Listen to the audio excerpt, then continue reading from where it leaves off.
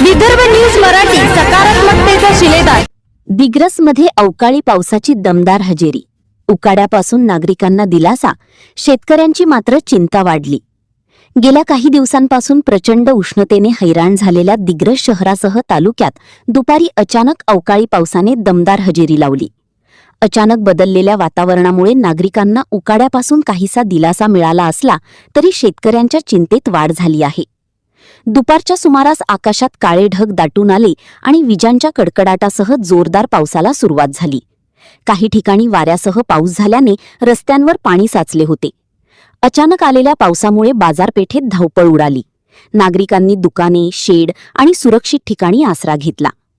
तालुक्यातील अनेक भागांत वादळी वाऱ्यामुळे झाडांच्या फांद्या तुटल्याच्या घटना घडल्याचे बोलले जात आहे। ग्रामीण भागातील शेतकऱ्यांनी काढणीसाठी ठेवलेले धान्य, भाजीपाला व इतर पिकांचे नुकसान होण्याची भीती व्यक्त केली जात आहे। आंबा, भाजीपाला आणि उन्हाळी पिकांनाही या पावसाचा फटका बसण्याची शक्यता आहे।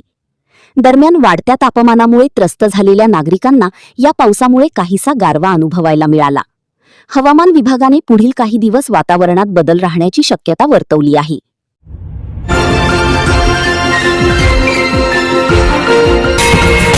विदर्भ न्यूज मराठी, सकारात्मकतेचा शिलेदार।